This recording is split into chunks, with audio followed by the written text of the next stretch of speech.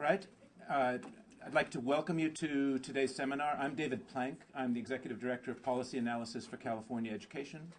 And PACE is both pleased and honored to co-sponsor today's seminar, which is primarily a production of the Civil Rights Project, Proyecto Derechos Civiles, at UCLA. And my work is, well, actually, I do want to say that I'm particularly grateful to Patricia Gándara, who is a former director of PACE, who was involved in hiring me and bringing me to California. So I'm always happy to express my gratitude to her. But the lead on today's event will be taken by the other co-director of the Civil Rights Project and a professor at UCLA's Graduate School of Education, Gary Orfield. Gary?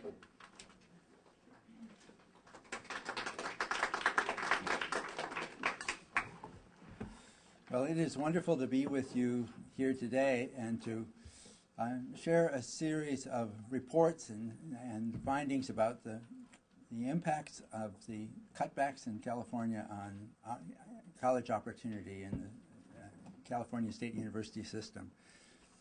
This has been a project a year or so in the making with 7 studies and a substantial book that we've just published today. And we are very pleased to share it with you at this time when fateful decisions are being made about the future of higher education in this state. We started this project because we think that the California State University system is of tremendous importance for the future of the state. We are a civil rights research organization, and we believe that educational opportunity, especially higher educational opportunity for students of color, is going to determine, to a significant degree, what kind of a society we have, how fair it is, how equitable it is, how successful it is. And we are very worried about what's happening in California, where public schools are profoundly segregated, very unequal, and access to college was limited even before this crisis because only the top third really get access to four-year colleges in the state. And it's now facing many critical limitations. I just want to overview with you briefly what we've produced and to call your attention to a few salient findings, and then introduce the others who will speak today. We're all under rigid timelines, and we're trying to protect time so that you can ask us hard questions and not make speeches, ask hard questions. When we did this study, we put out a call for papers, asked for research, had wonderful experts review the proposals, commissioned a series of 7 studies that are all published in this document, CSU Crisis in California's Future.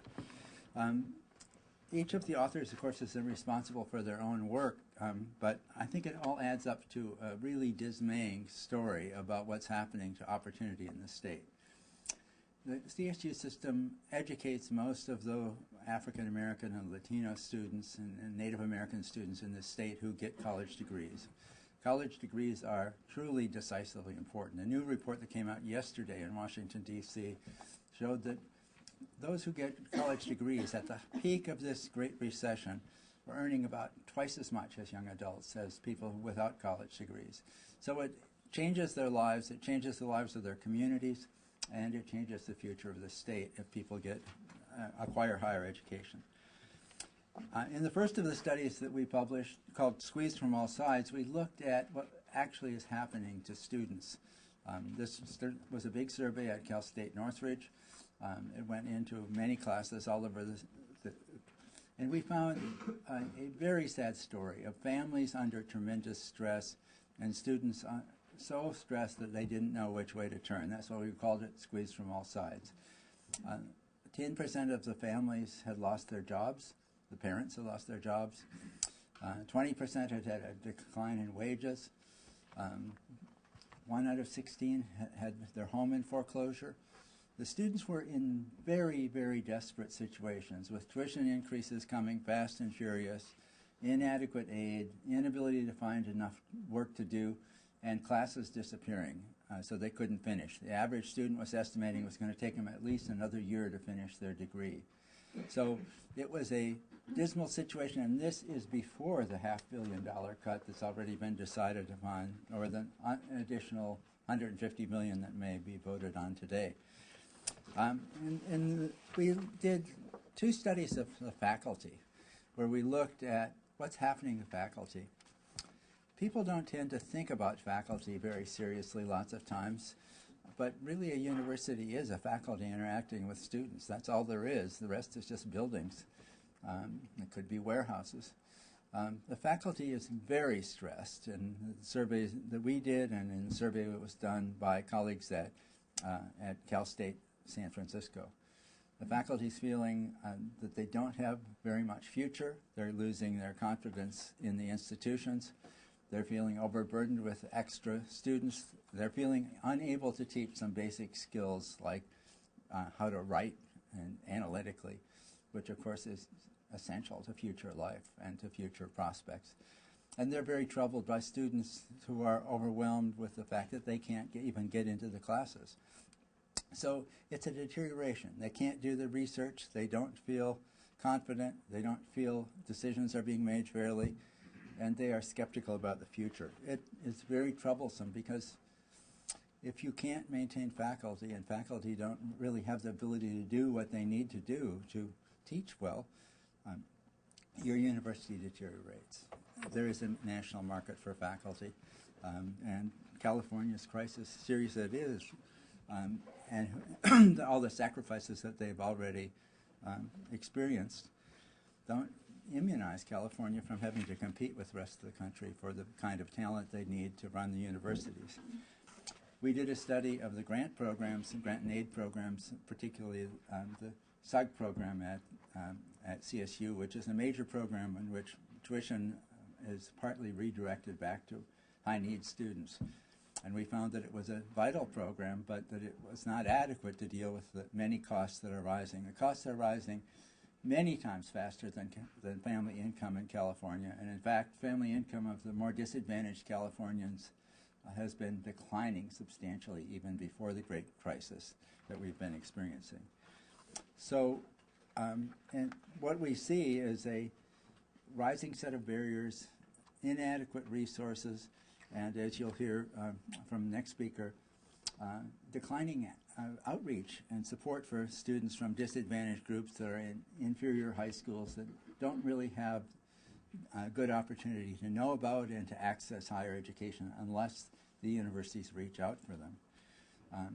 We think that this system is in tremendous crisis, and that we actually tried to calculate how much money is being saved by the cuts that are going on, and find that it really amounts to pennies a day that will come back to voters in California as a result of the pretty devastating cuts that have been inflicted on the CSU and also, of course, on the UC and the community colleges.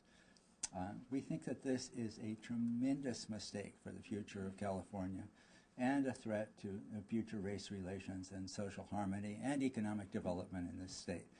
So with that, I'm going to turn over to our next speaker, Professor Patricia Gándara, who is a co-director of the Civil Rights Project and whose recent book, The Latino Education Crisis, should be required reading for everybody.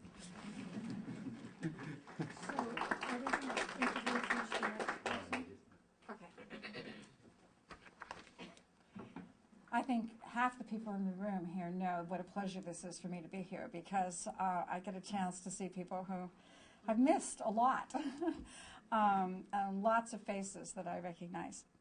But I'm going to stay within my 5 minutes, so I won't go on anymore. This year, Latino students officially became the majority of all students in the California public schools, 51%. 2 decades ago, white students were the majority in that amount of time. Today, they're barely more than 1 in 4 students in California. These statistics are incredibly important for the state of California because of the very different rates at which these groups gain college degrees. In California, among all white residents 25 years and older, about 27% hold at least a BA degree. but only 9% of Latinos do. That's 1/3 the rate of white residents. A widely cited study by PPIC, Public Policy Institute of California, in 2009 showed that the demand for college-educated workers in the state has grown dramatically, and it projected that California will be 1 million BA degrees short by 2025. In other words, at the same time that the demand for degrees has grown, the student population group that is least likely to secure a college degree has become the majority. This will have tremendous negative consequences for this state. The reports in this series point to why that is the case, that Latino students are more likely to have attended high schools that prepared them poorly to succeed in college. As a result, they disproportionately require remediation that can set them back years in progress towards a degree. They're more likely than others to be working long hours and attending college sporadically. Many are helping to support families while also attending school. For example, in our surveys, we heard from many of these students who were commuting hours to get back and forth to campus because they had to continue to live in their family's home in order to help pay the rent. But there is one intervention that we know of that has been key to helping these students prepare for and succeed in college. That is outreach programs that are offered by higher education institutions like CSU. With one counselor for every 700 students in our high schools, and I have to tell you, those are stats from 2 years ago. I know that it is higher again now. At one point, we were at one counselor for every 1,000 students. We increased our funding to K-12, and we brought that down to 700. We're headed back to the one counselor for every 1,000 students in the high schools. Recent budget cuts have caused the ratio to rise. High schools do not have the capacity to help most students prepare for college, nor do most of the high school counselors have the knowledge of how to do this. I know we have somebody in the audience today who does this routinely for our students and could speak to that, Miguel Molina, I think, very pointedly. When students do not know how to prepare, which tests to take, which courses to complete, when and how to apply for admission or financial aid, most critically in the case of Latino students, which colleges are the best fit for them, they either decide not to go or they arrive poorly prepared and often waste time and resources applying to the wrong schools, taking the wrong courses, making little progress toward degrees. Numerous studies now have shown that it is lack of information about college and how to prepare for it that is the single greatest barrier to college for Latino students. Let me just say that again. It is the lack of information about college and how to prepare for it that is the single greatest barrier to a college education for Latino students. Their families typically have little or no experience with higher ed and do not know how to guide them. Outreach is the lifeline between these students and a successful college experience. But outreach has continually been scaled back as the state has cut more and more deeply into the basic functions of the college. And in fact, over the last 5 years, the state's contribution to outreach has been cut by 50%, in half. And unfortunately, outreach is often seen as a non-core function of the colleges. And the question gets asked, particularly by policymakers, if we don't have enough seats in our colleges, then why in the world are we investing in outreach to bring more students in? That's not the idea. The idea is to bring them in prepared so that they don't waste their time and hours in failing to get the college degree that they so desperately need. And in a state in which K-12 education funding has fallen once again to somewhere lower than 40th in the nation, and in which a very high proportion of our students are from homes without the resources or the experience to help their children prepare for college, outreach is not a luxury, it is an imperative. It is unlikely that we will be able to raise the percentages of Latino students, which is abysmally low, gaining college degrees without investing in outreach. So I commend you to the wonderful report that is in here by Rebecca Joseph. Thank you. It's just slipping. By Rebecca Joseph, in which she details a lot of the data and explains the way outreach needs to work. Thank you.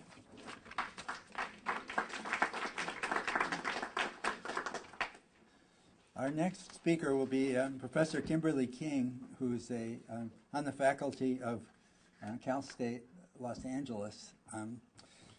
Professor King is a graduate of Yale College, and then she went to a really great place for her PhD, which was UCLA. And we are very proud of her. She's also, among her many other talents, the host of a radio program called Beautiful Struggle. And that's what we need about this issue. Kimberly? Thank you.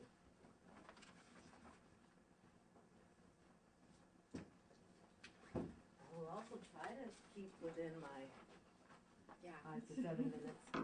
Fortunately, there's a clock right there that helps. However, I have a PowerPoint presentation. I love PowerPoint presentations. Okay, where is mine? You have a way of raising that on the screen? You might have a book.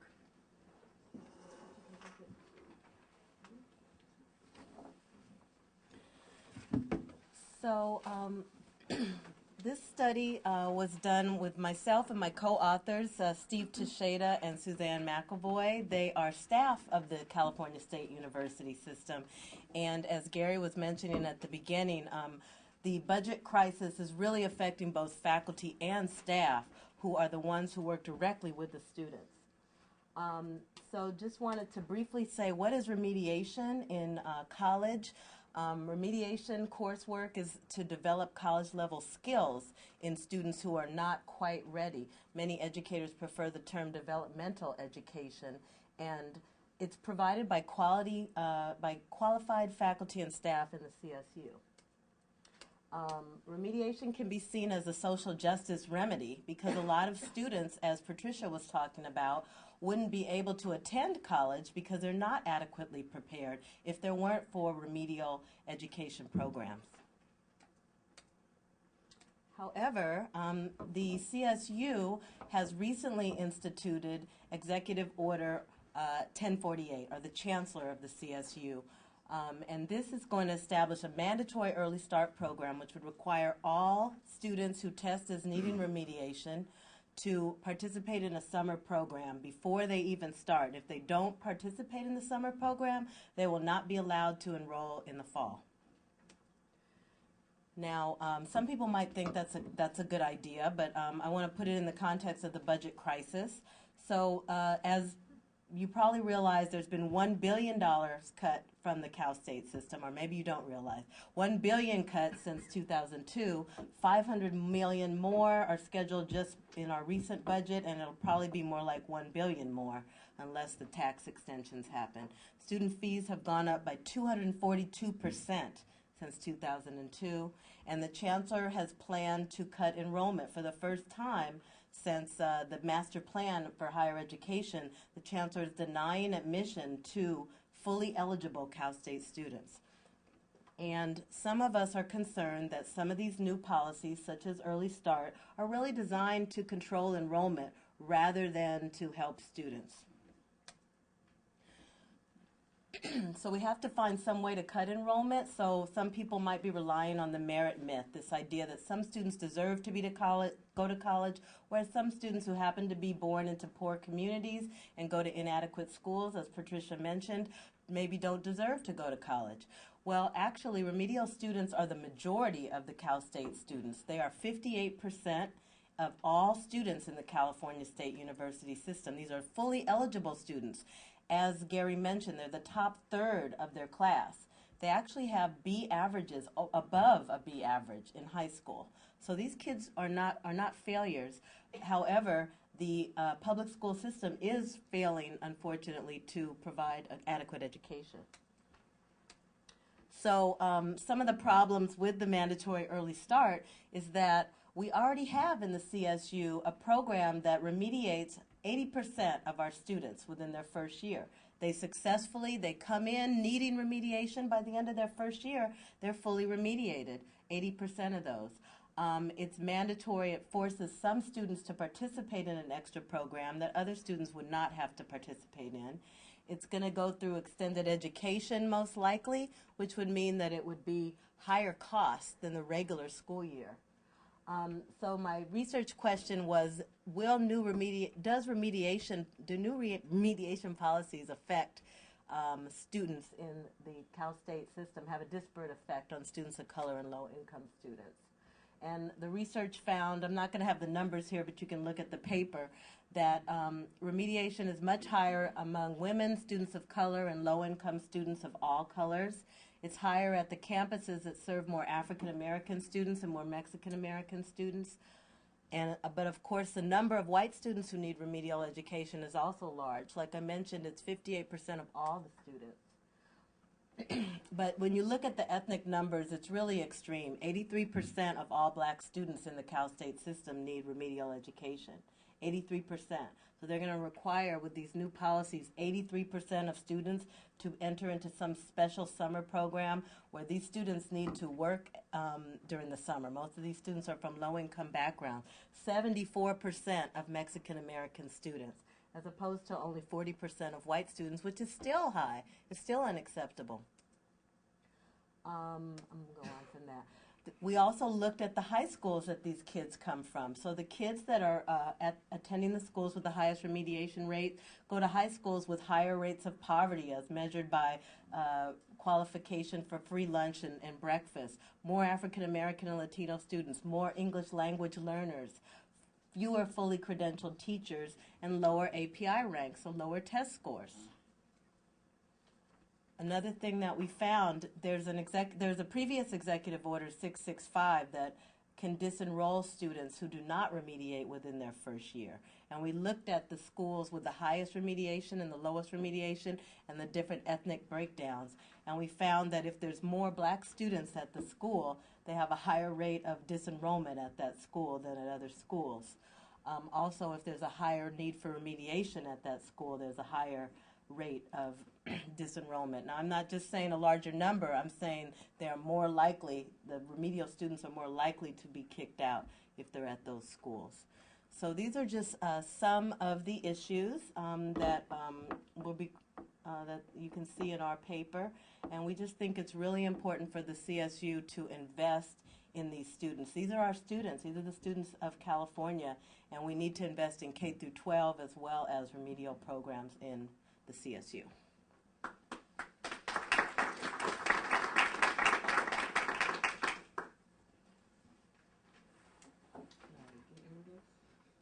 Thank you very much. Now, one of the things about the Civil Rights Project and our research is we don't like it to just be for academic journals. We like to bring it to where decisions are actually made and people actually know what's going on. And we have on our panel 3 people who can really help inform this discussion, help us understand what's happening and how they see some of the consequences. So in this order, we'll have a presentation from Judy Hyman, who's a higher education expert in the Legislative Analyst's Office, followed by Stacy Wilson from CPEC, a senior researcher there, followed by Kathleen Shavira, a principal consultant of the California State Senate on higher ed.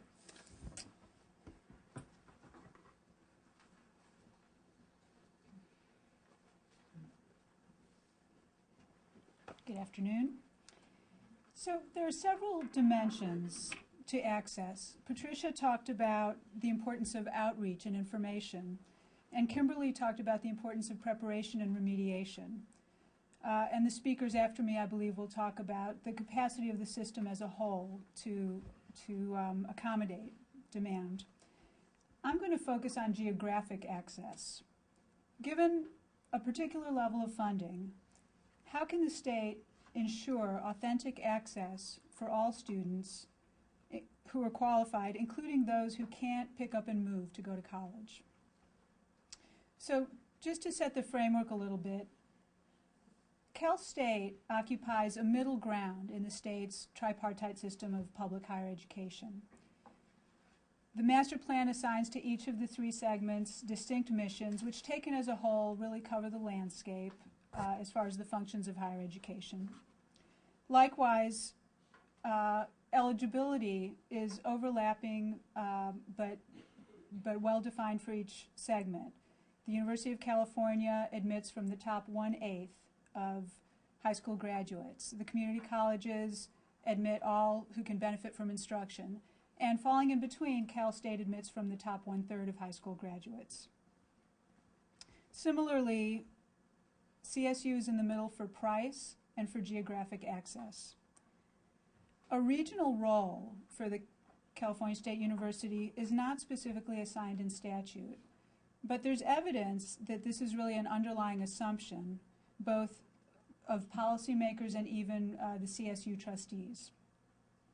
Studies leading up to the master plan in the 1950s said that state college campuses, with the exception of Cal Poly at San Luis Obispo, should continue to be responsive to well-documented regional needs. And the master plan's approach to determining where new campuses should be located really relied on a regional geographic analysis. Trustee policy has shown a real commitment to guaranteed local access for eligible students. When campuses have more applicants than they have capacity, they can set higher admission criteria for students who are not from the local area.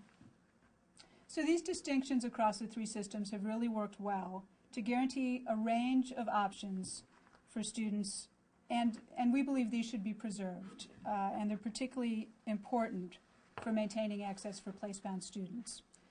Recent trends, amplified by the budget cuts, are eroding CSU's traditional regional role. Until the 2010 academic year, San Luis Obispo was the only campus that didn't maintain a local admission guarantee. And as I mentioned, even back as far as 1950s, policymakers realized that Cal Poly was different. For fall 2010 admission, San Diego State University denied admission for the first time to 1,740 students meeting system-wide eligibility criteria. They used an enrollment management tool called Program Impaction, which is designed to allow individual high-demand programs to set higher eligibility criteria for all students. What San Diego State did is to declare every single major and pre-major, including the undeclared major, as impacted, thereby effectively ending the local admission guarantee. And they did this not because there wasn't enough room to accommodate all local applicants at the campus, but because admitting all local applicants at the same time when enrollment was being seriously reduced because of budget cuts, would mean that the full impact of those reductions in enrollment would fall on the non-local students, who already have to meet higher eligibility criteria, so they tend to be better prepared. This would have significantly changed the balance of their local and non-local students if they had admitted all of the local students, and they decided that was not in their best interests. Since then, Fullerton and San Jose have followed suit and declared all programs impacted, and others may not be far behind.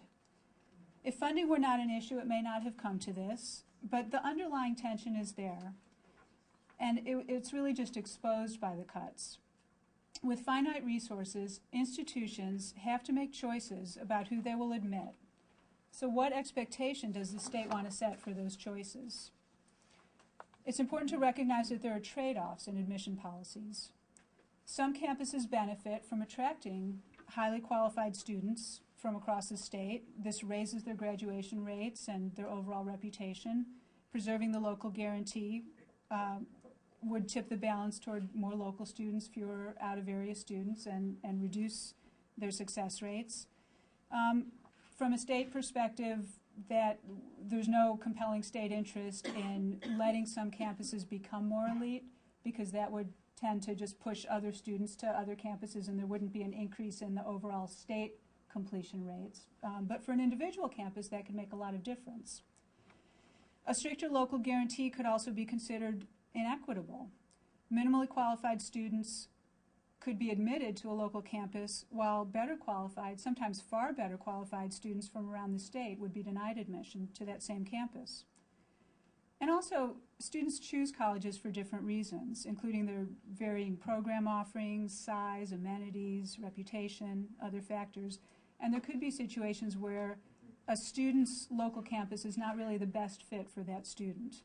So there's no ideal approach. There are a number of trade-offs, but we believe that ensuring local access to all eligible students is more important than maintaining equal admission criteria for all applicants to a given campus. We don't think the state should be in the business of micromanaging admissions for any segment. Instead, policymakers should set broad expectations for admissions and leave it to the segments to determine how best to meet those expectations. So in particular, we think the state should amend statute to specifically assign to CSU a regional role within the state's public higher education system, direct CSU to adjust their enrollment policies accordingly, and better align resources with demand, both in terms of hopefully the eventual easing of the severe constraints on funding, but also internally within the CSU among campuses and programs. There are some campuses and programs that still have capacity and others that are oversubscribed, and over time resources could be reallocated within the system. This would help justify the existence of two public university systems with overlapping eligibility pools and help ensure meaningful access for all students throughout the state. Thank you.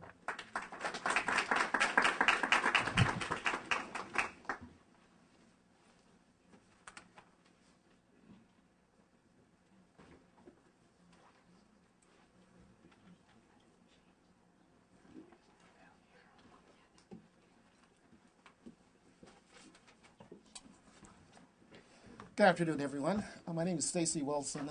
As was mentioned, I'm a senior researcher for the California Postsecondary Education Commission. We are the state planning body for higher education in California. I'm also a professor at CSU East Bay, teaching quantitative research methods in the Department of Public Administration. We've talked about access today. We've touched on it. But when we talk about access, we also have to talk about the kinds of outcomes that is expected of higher education and how those outcomes might be impacted based on reduced budgets for each of the higher education systems. So far, a lot of the information cited has been rather gloomy, right? Basic skills, low problems regarding the Latino population. But let's just take a second and talk about some of the positive things that are going on in higher education, things that happen when higher education is funded adequately. Our commission just produced a report called Student Success in Higher Education is Everybody's Business. What we note is that bachelor degree production is increasing and students are earning degrees in less time. We estimate that the average instructional cost per bachelor degree at CSU would be about $13,600 higher without the improvements in degree attainment that the CSU is currently realizing.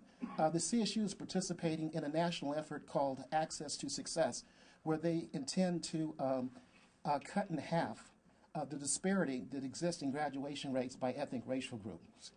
Prior to this initiative, only 39% of the African Americans, for example, were graduating from the CSU.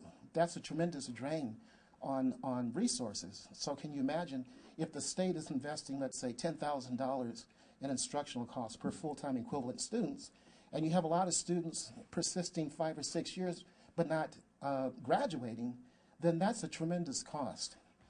We also estimate that, as I said, graduation rates for blacks and Latinos are increasing at the University of California and at CSU. Community college transfers are higher than often cited when transfers to independent institutions and to out-of-state institutions are included in the calculation.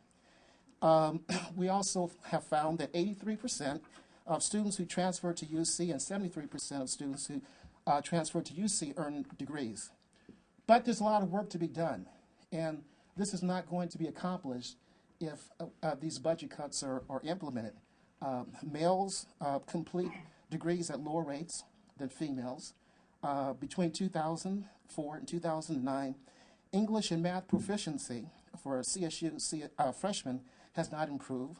We estimate that only 23% of degree-seeking community college students earn associate degrees or transfer, and that although UC is to be commended for its efforts to reduce the effect of socioeconomic status on degree attainment, students from family backgrounds with annual incomes over $120,000 persist to graduation at higher rates than students from families with annual incomes below $40,000.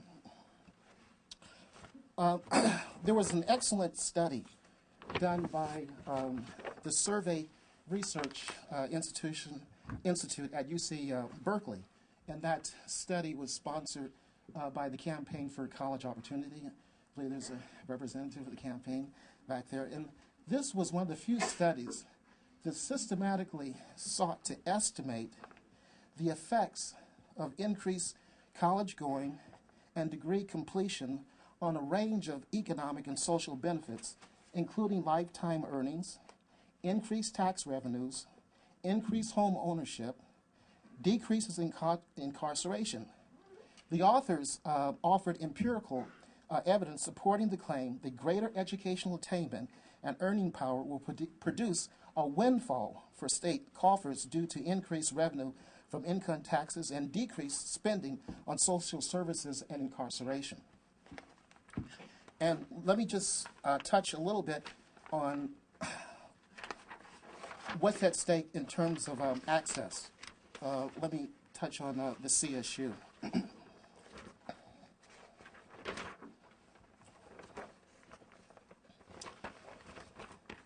I want to talk about the difference between enrollment demand and enrollment projection. I have 1 minute? Okay. Enrollment projection is the best estimate of the number of students that would enroll in higher education based on budget realities. Enrollment demand is an estimate of the number of students that would enroll in higher education if there was adequate funding. So if there was adequate funding, me and my colleague, Ryan Fuller there, we estimate that the state should prepare for 400,000 additional students by 2019 if there's adequate funding. For the CSU, we estimate by 2015 the state should prepare for 57,000 additional undergraduates above the 2008 peak level. Beginning in 2013, our model indicates that the system will be asked for the first time to serve more than 400,000 undergraduates during each fall term. Now, the chancellor has said that because of the reduced revenue to CSU, that they may have to reduce enrollments by 10,000 students. Well, that 10,000 student decline actually results in a college opportunity loss of over 29,000 students. I would go on, but my time is up, so I'll stop here.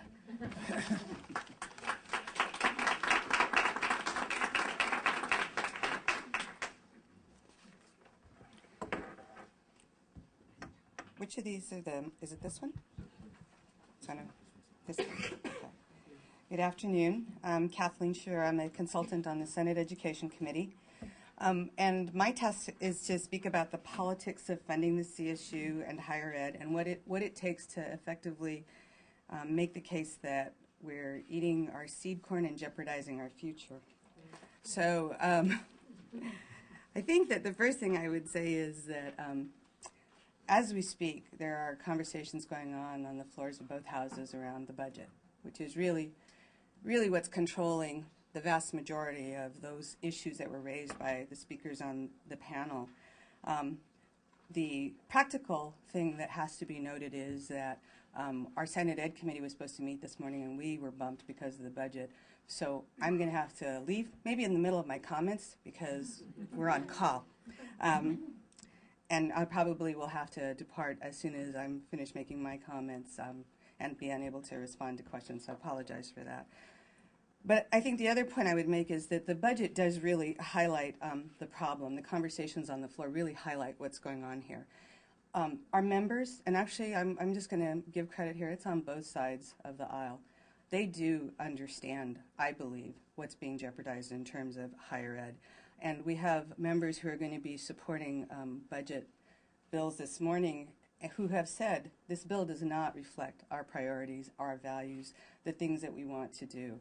The budget situation that we are in is real. There are members on that floor who have had to cross some ideological lines in order to be able to make sure that the state of California can continue to do its business. But no one should have any doubt. There's no game playing going on. There's no hidden pot of money.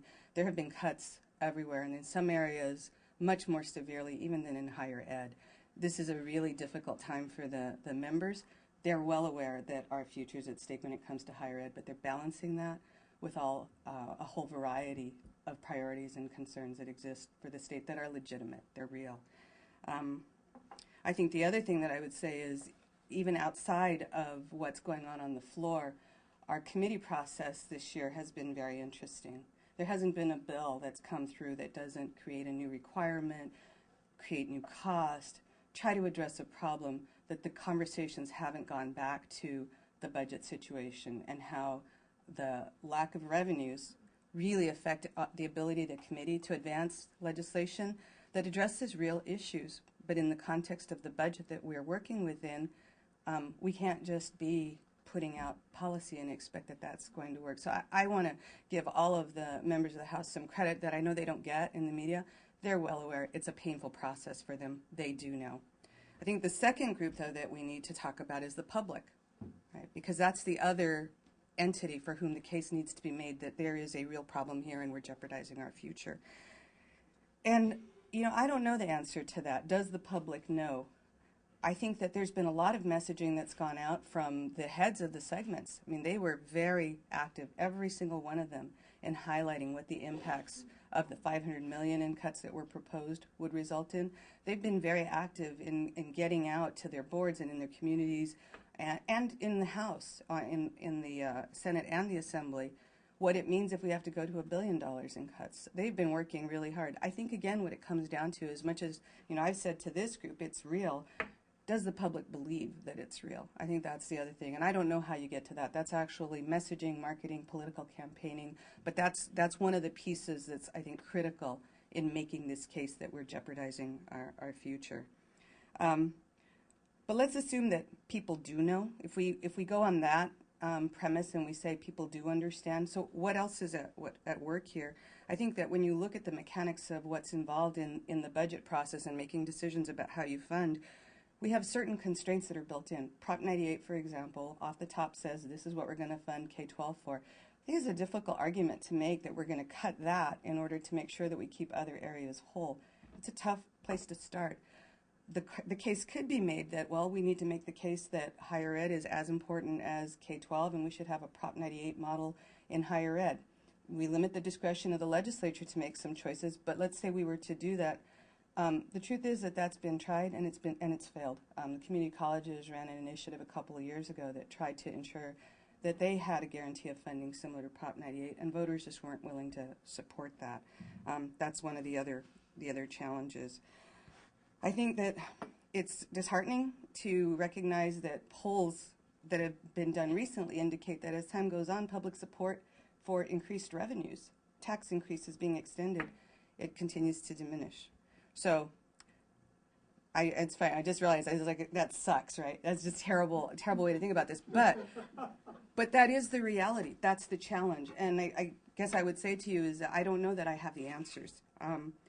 So what's necessary, though? What's possible? What could we be doing here? I think that, you know, the way I try to think about this working in the policy committee is that it's an opportunity to rethink higher ed. I think that any research, policy recommendations, discussion that focus on a return to the status quo, the good old days, the way it was, the commitment the state had once upon a time, that's not going to get us anywhere. We are not going back to the good old days. It's not going to get better very quickly. It's not maybe ever going to get better. I think that conversations around how we rethink higher ed and what it is we're trying to do and how we're going to serve them and what we're willing to do to be able to serve those populations is the message that has to go out.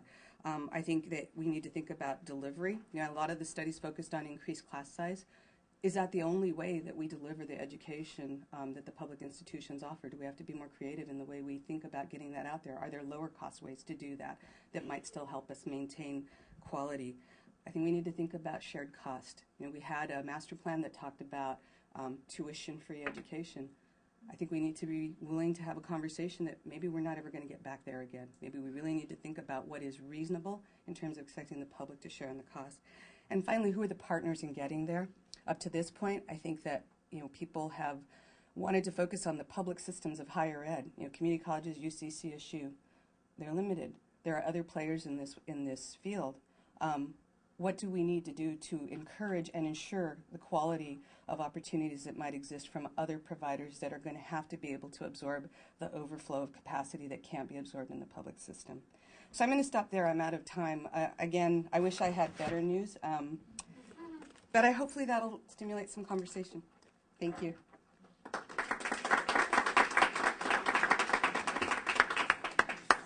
Okay, people should get their questions ready.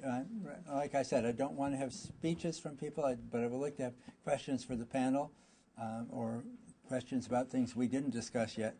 I'd just like to take one second to raise an issue that I've been thinking about a lot. It really isn't whether there's going to be a tax increase or not. It is rather who is going to be taxed. The decision not to raise funds from the public means that we're going to tax the students. And we're going to tax them a lot. The average household in California will save 11 cents a day by these tax cuts, by cutting $500 million or more from the CSU. Students will be facing the third tuition increase in a year. And it's obvious from our surveys that they don't have the money. And they are taking on debt. The Pell Grant is not going to go up after this year. That's already decided in the federal budget negotiations. And the summer Pell Grant, which is necessary for remediation, is not going to exist after this summer. So we're talking about very, very hard issues. And, you know, we're talking about really a generation that cut its own taxes and now is trying to transfer all those costs to the student generation. And those costs will be borne by the entire society of California if the students can't bear them. So we're open for questions. Yes. Could you say who you are? And I'm going to repeat the question because it's being filmed. My name is John Mockler, and I'm just concerned this remediation issue keeps coming up, and here's what I'm troubled by. The CSU and UC give these tests, and they say you need remediation, and you don't. But then the students never have to take that test again. And if you go to a community college and you go to post-secondary, you don't have to take the test. So it seems to me that maybe we look at that test. It seems to me if the kids don't have to pass it, they take a course, but we don't know what they know after that course compared to the test. So it seems to me this test seems to be an impediment that has not been fully analyzed by the segments and is used more. So I think our speaker's raising two questions. One of them is, do we have a faulty way of assessing remediation? Another one is, does it work? Well, there's an English council. You should CSU. come. You're going to have to speak up here. That's not mobile, huh? Is it mobile? Does this one work?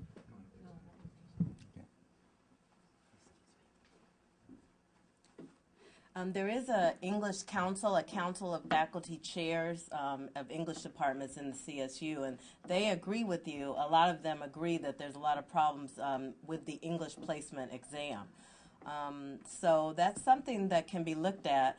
However, students are, even though they don't get the test again, they are evaluated before it's decided whether they should go on, whether they have actually completed remediation. They have a very kind of systematic way of grading their portfolios that they put together or passing the classes and things like that. But that is an important idea to consider, looking at the actual tests. I don't know if anyone else would like to add anything. Okay, next question. Or comment. Yes.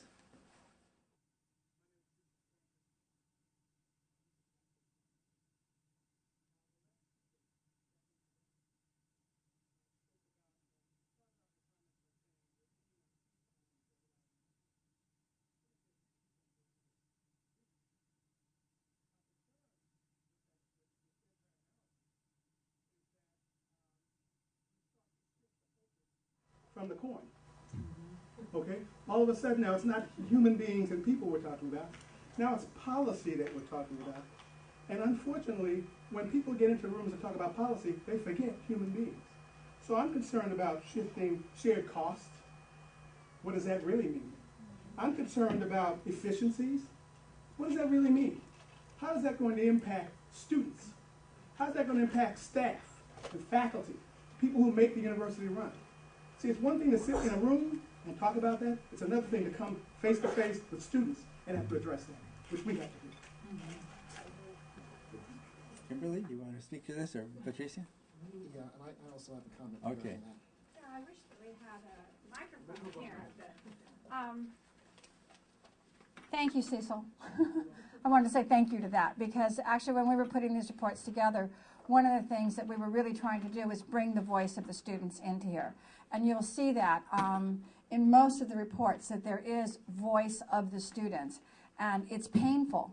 It is really painful to hear students talking about how they are so stressed out that they really worry for their mental health, and that they are so stressed out because their families are not able to help them anymore, and they are not able to help their families. I hope that you will take the time to read these reports and listen to what students have to say about what this is really like from the perspective of a young person trying to make it through. Thanks. Stacy.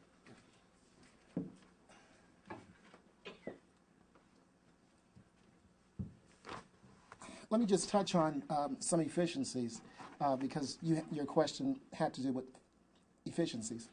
So you teach at Sac State, right?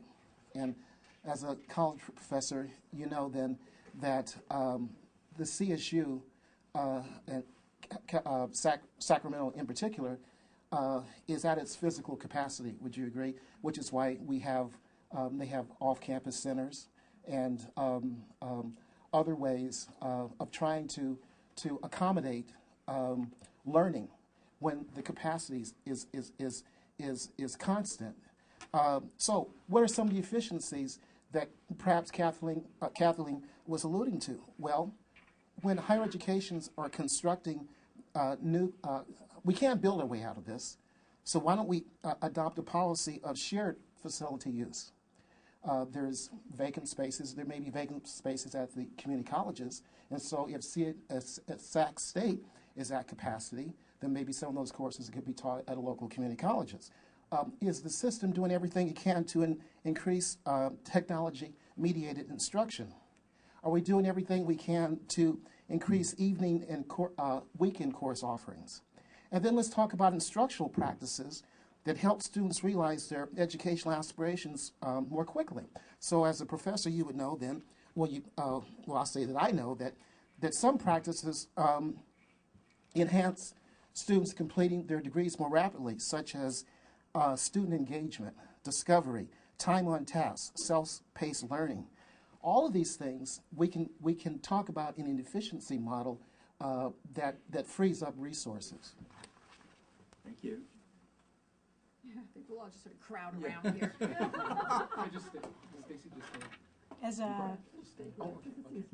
As a policy analyst, I wanted to take a crack at that. And Cecil, I think it's not an either or. I think both are important. Policies matter. Policies determine, the trustees' policy determines who gets in and who doesn't get in to the California State University. Legislative policies and statutes matter.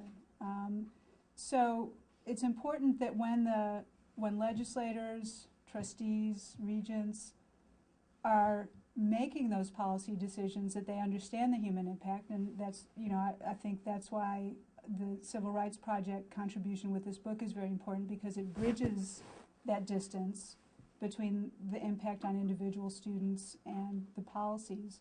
But ultimately, decisions will be made and will affect students, will affect access, and need to be informed by good data, not just anecdotes about individual students, but good collections of information about students from which we can draw conclusions. So I think you're right to bring up the students, but I would argue that it's really both. We have one more. I think everybody wants in on this session.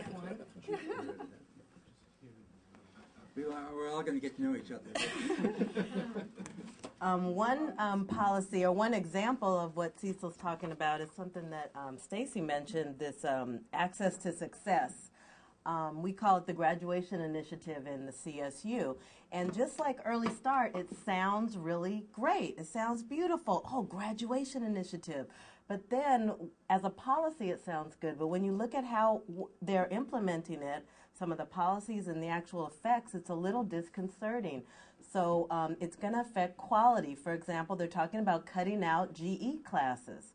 They're talking about decreasing, they're trying to streamline the educational process so that the kids in the Cal State system are going to be graduating with very little access to the humanities, for example, a totally different education than if they happen to go to where I was fortunate enough to go to, Yale, for example, or even UC Berkeley. So they're going to be totally offering different classes. Another thing, someone mentioned student engagement is really important. So the budget cuts right now, they're cutting out opportunities for faculty to work one-on-one with students. They're cutting compensation for faculty to do individual supervision. So a lot of the things that would actually improve quality and graduation rates are being cut with the current budget crisis. And I just wanted to, with these so-called efficiencies. And the other thing, back to what Gary said, we need to decide who we're going to tax.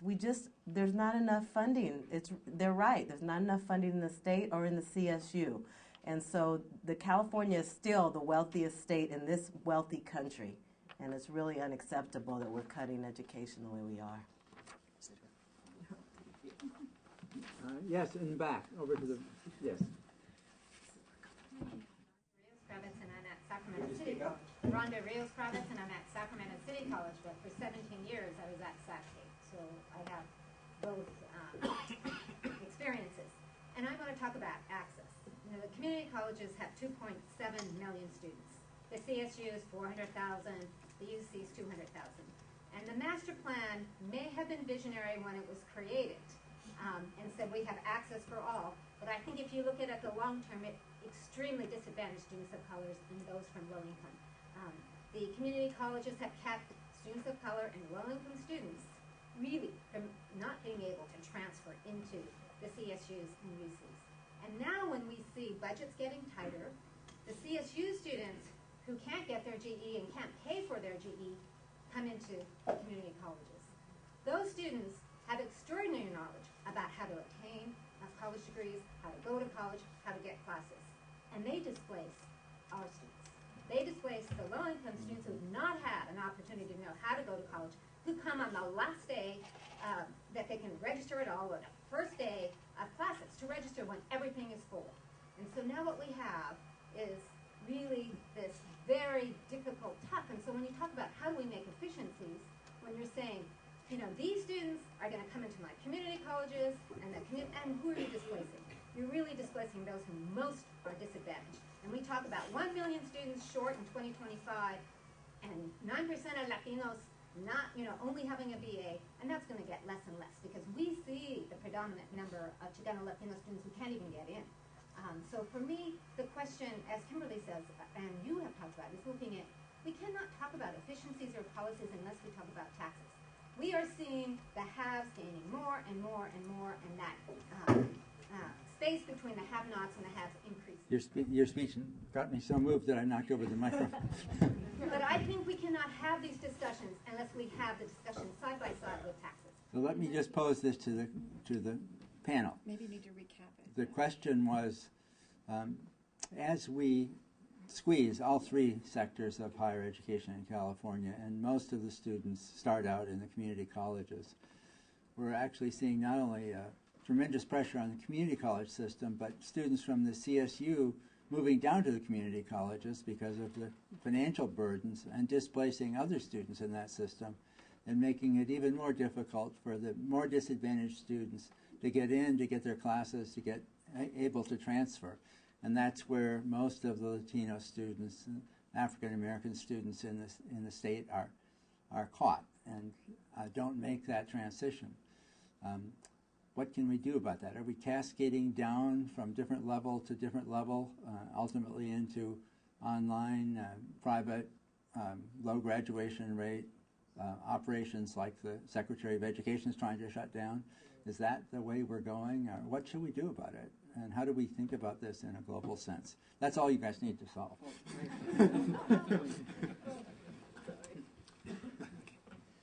Two comments. One is that legislation, I forget what bill it is. Do you remember the community college transfer?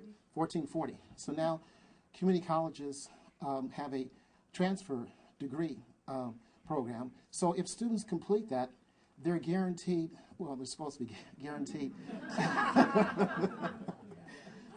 admissions to a CSU campus. Now, part of the problem with the community colleges is the goal indicator. When students enroll in the community colleges, they indicate their goal. But that goal indicator has been found to be unreliable. So we really don't have a good idea of what the intentions of students are when they enroll in the community colleges.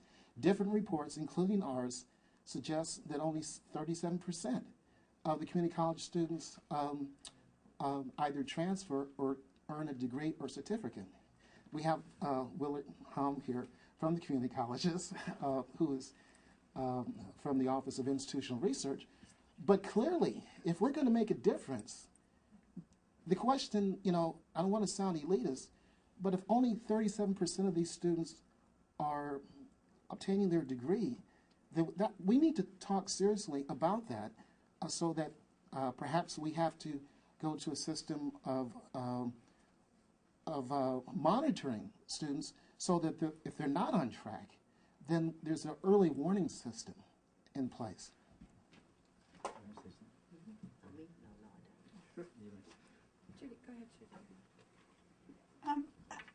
I think the question of what level of resources should be dedicated to education is one question, and that gets at your question of needing more taxes. But you heard Kathleen's prediction that we're not going back to the good old days, at least any time in the foreseeable future. So that brings up several other questions. Given whatever level of resources, what are the choices we're going to make about how to allocate those resources? And there are certain choices implicit in the system we have now, even in allocating across the different segments. We've decided that the state is willing to buy a certain amount of research from UC, a certain amount of graduate education, a certain amount of undergraduate education, another basket of goods from the CSU, and another basket of goods from the community colleges. Are those, those were pretty much set in place quite a while back, decades ago. Is that still the right combination of services that are in the best interest of the state? And so whatever the level of resources, a real hard look at what the state's priorities are, what the state's goals are, and how best to allocate funds to advance the state's priorities is really necessary. I understand the appeal of being practical and considering what the situation is that we're in and trying to come up with practical solutions to it. But I've always been really pretty stubborn about the notion that we don't have to live in the frame that we are currently living in. I think we give up too easily in saying, well, that's just kind of the way things are. Let's see what we can do with the situation as we have it. The reality is that my generation benefited enormously from a higher education system that was open, that was accessible, and that was virtually no cost. That's why I'm here. Because I was one of those Latino kids whose family didn't have a high school diploma and had no money. Kids like me cannot do that in this generation, and that's not fair. That's not fair that we benefited so greatly from this system, and yet we turn around and deny that same kind of access, that same benefit to another generation. I think, yes, we have to be practical. Yes, we have to consider what kinds of efficiencies we can make. Certainly there is always something else that we can do within the system. But I think we should not be giving up on the notion that people need to simply step up to the responsibility. if you want a state that functions, if you want a healthy youth, if you want a future for this state, then I think that we have to rethink if we're willing to live within the frame that we have created.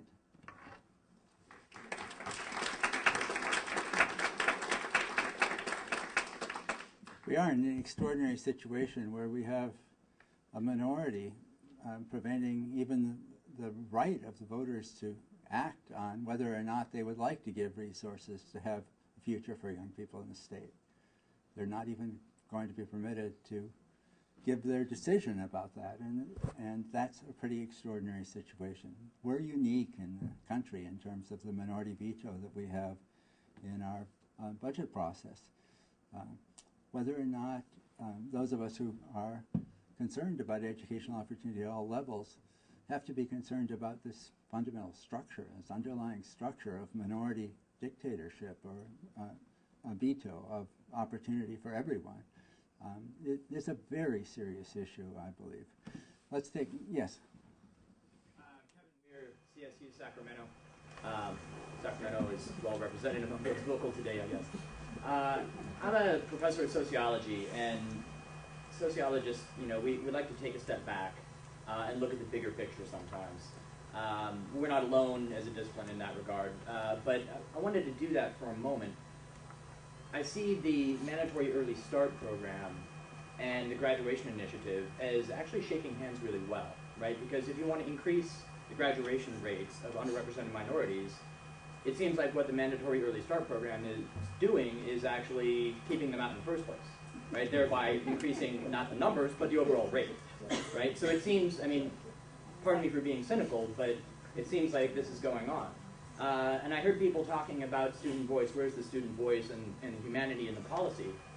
On my campus, students occupied the administrative building for 3 days, as they did also in Fullerton, demanding a quality education.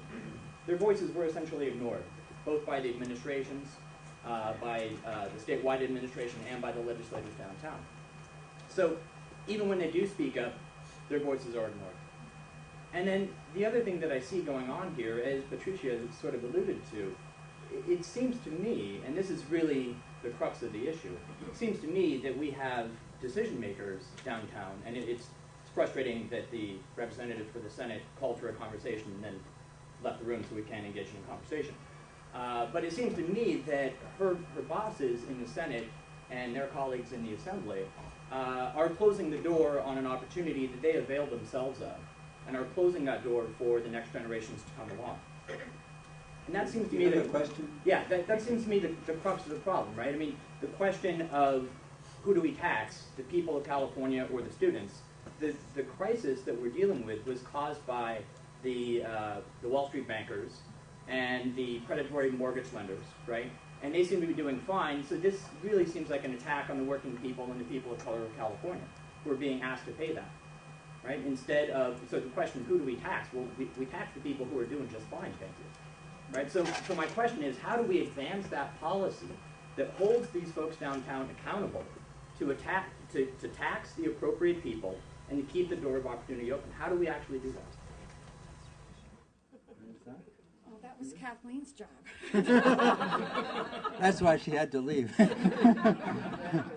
But seriously, we were glad to get her over here because this is a day of crisis throughout the legislature, and I don't think that it's fair to imply that she wouldn't have wanted to engage in a robust discussion. I'm sure she would have. When we think about this, we think about student protests, for example. Both Professor Gándara and I were in student protests an eon ago when students actually changed the world. It's not the university administration building that should be occupied. That's really not where the blockage is. There's a lot of, some of the research that we commissioned that shows a lot of deep distrust between the administration and the faculty, for example, or the students and the administration.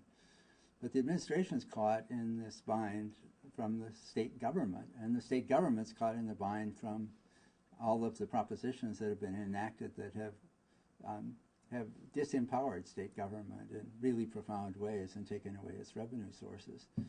So figuring out where the actual problem is focused and what to mobilize about should be job one for the students, and it's certainly not on their campuses. It certainly is much closer to where we are today.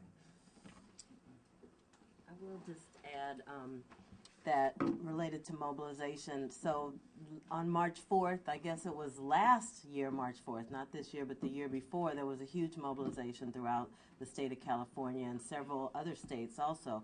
And Governor Schwarzenegger, of all people, actually increased the budget to the Cal States and the UCs, I believe partially as a result of that protest.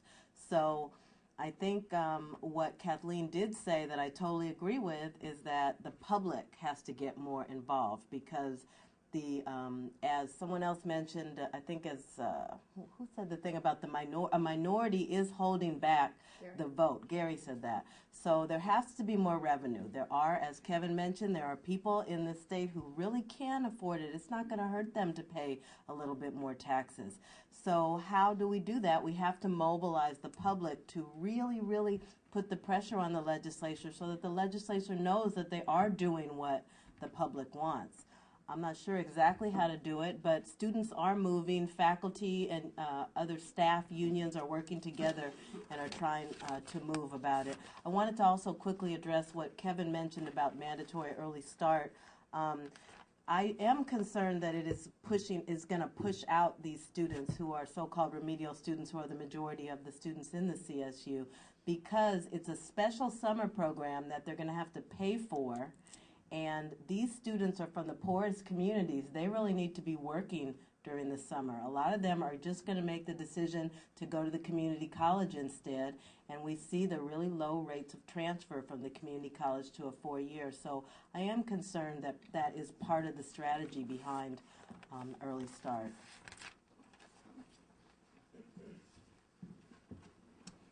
I was speaking with Patricia earlier today, and she informed me that she used to work for CPAC when Pat Callan was there. And Pat Callan has been very critical of California because he says California has no higher education goals. If you don't have higher education goals, how can you align budgets with goals, outcomes, measurable outcomes? So one of the things that our commission is exploring is trying to figure out how to do this. The fact that it's never been done before means it's not an easy task. But maybe what we need to do is start small. Why don't we start with access? What should the goal be during recessionary times and during non-recessionary times? If we can come to some agreement about some basic things like access, then maybe our state budgets will begin to be more aligned with the kinds of outcomes that are expected of higher education. Now the hands are really going up. Yes. Well, I really don't want to ask a question. I want to make a statement, okay? And I just finished 44 years teaching at California State University, Sacramento. And I never anticipated that I would be on this campus and this community more than half of my life. I was 85 last December, still teaching part-time. My major concern is the failure, well, let's put it this way. I delivered a budget proposal to the governor and the committee chairs and the speaker and all the other stuff. California is crashing into the Pacific Ocean. It is not a natural disaster, it's man-made. California refuses to face its crisis in values. Chopping, slashing, and burning. Healthcare, education, human services, etc., and etc. And in effect, legislating millions of Californians as expendable. They have no value. And California needs a radical transformation of the whole dysfunctional system. Tragically, there's no political leadership, and even more tragically, the population is not understand what's going on and outraged and organized in opposition to those bandits downtown who are destroying and disinvesting, basically, in the future. And this is the critical issue. When you talk about revenue, instead of Jerry Brown coming in the post-budget proposal and saying California is crashing into the Pacific Ocean, not a national disaster, et cetera, we need to generate revenues. And here's where the revenues are. For example, If you revisit Prop 13, for the corporations who made out like bandits all these years, that's worth $8 billion this year. If you undo what Arnold did with the DMV thing, that's worth $6 billion. So that's $14 billion right there. In addition to that, where is the revenue currently coming from? 58% is from personal income tax, 26% from sales tax. Sin tax is 5% perhaps. Corporations less than 12%.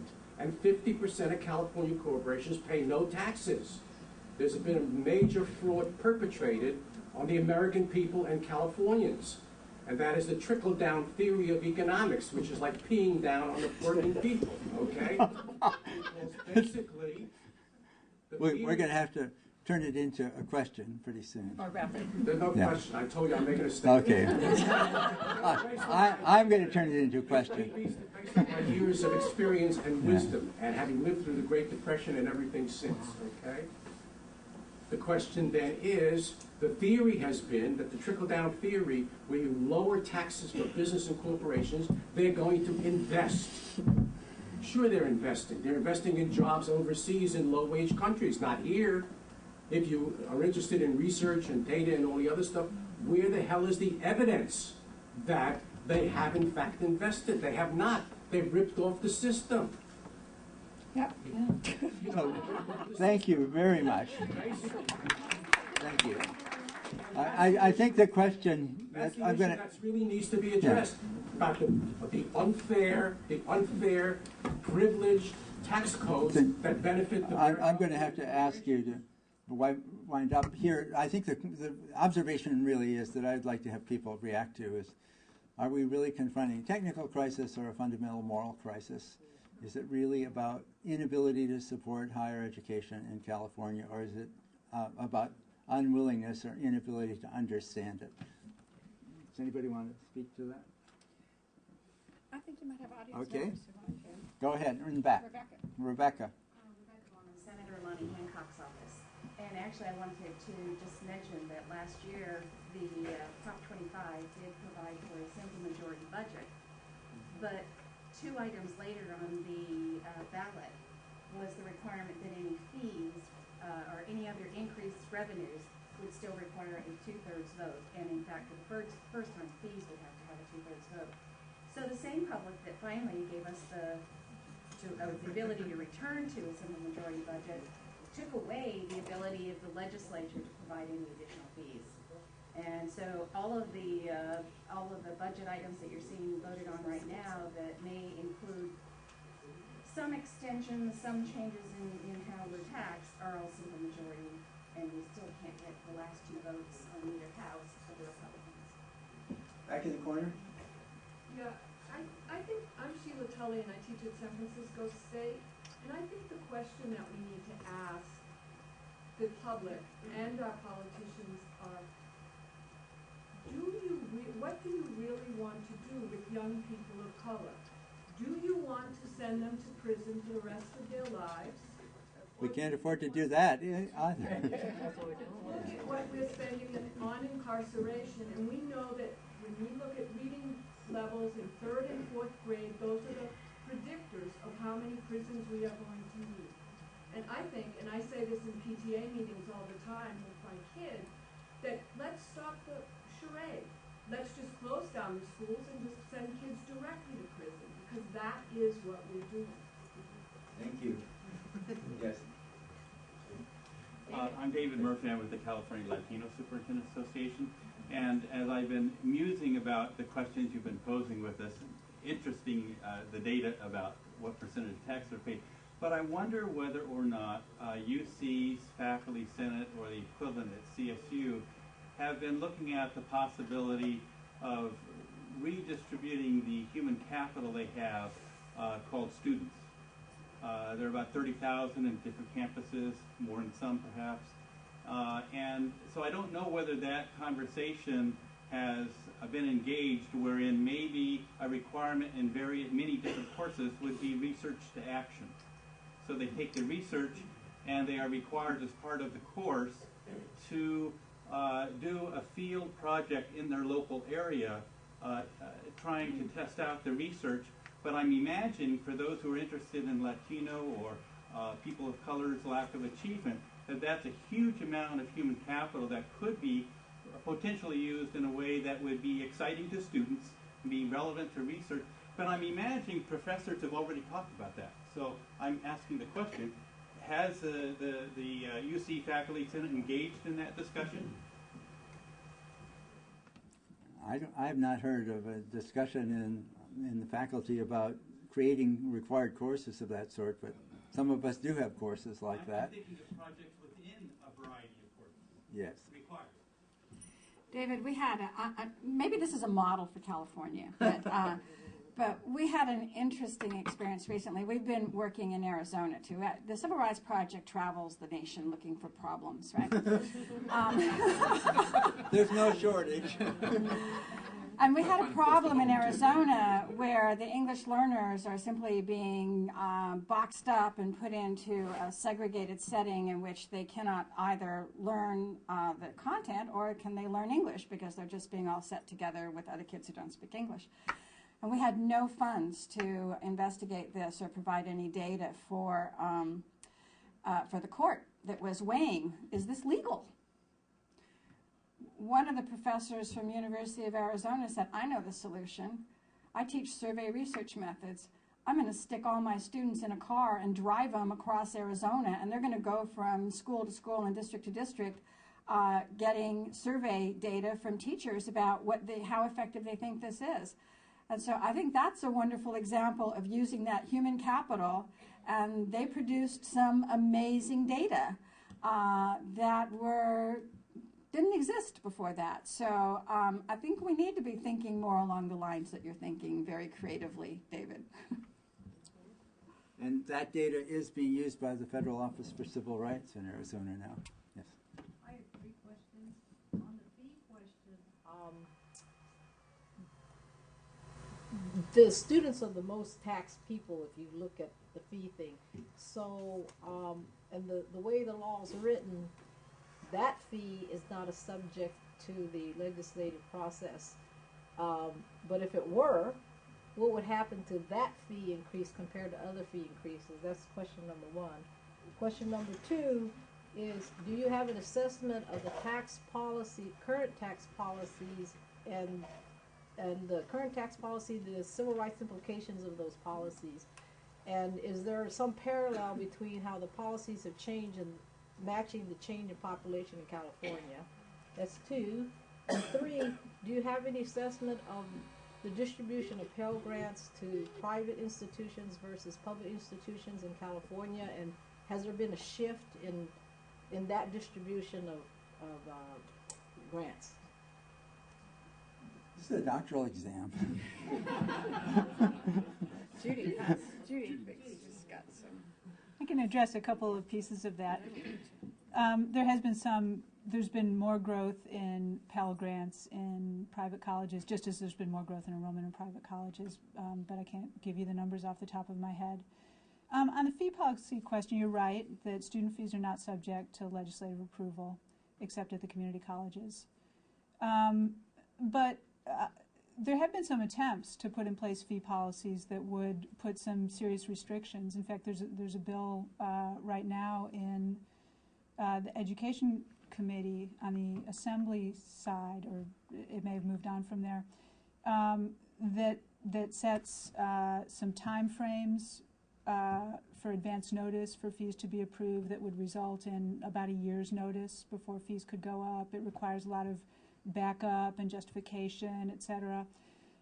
One of the concerns we've had about this is that fees and appropriations and financial aid really need to be looked at as a package.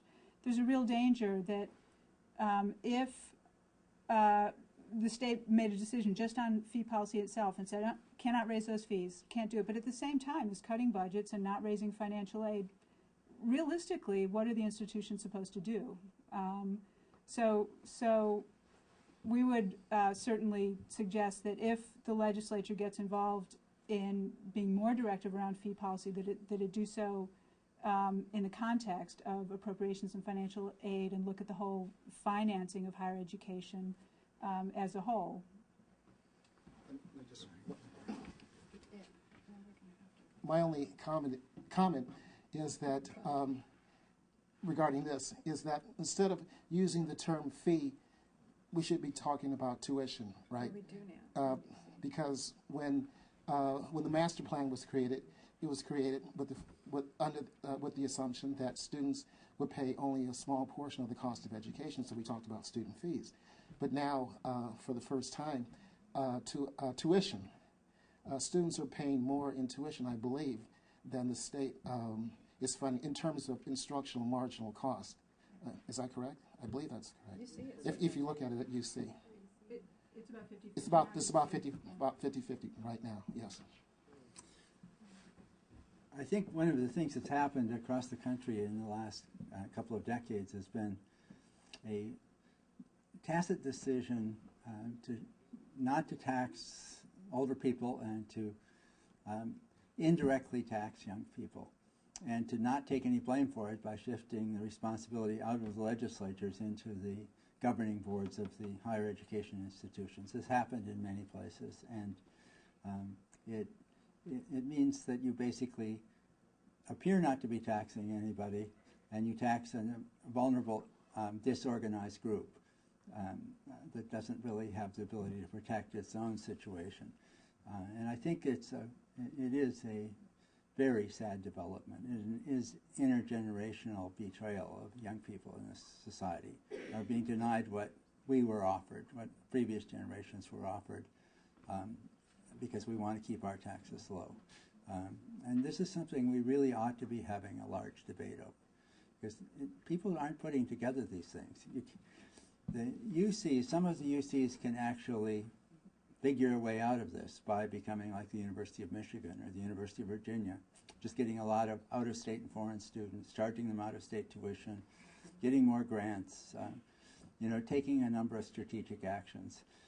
But CSUs can't do that. It's really going to be on the students if it's not on the public, and it's going to be very disproportionately hitting the most disadvantaged students. And that's one of the things we really want people to take away from reading these studies. One of our traditions in the Civil Rights Project has been to end on time. And the time has come, and we'd be happy to continue to talk to you, but the official meeting is over, and we thank you very much for your participation. Do you have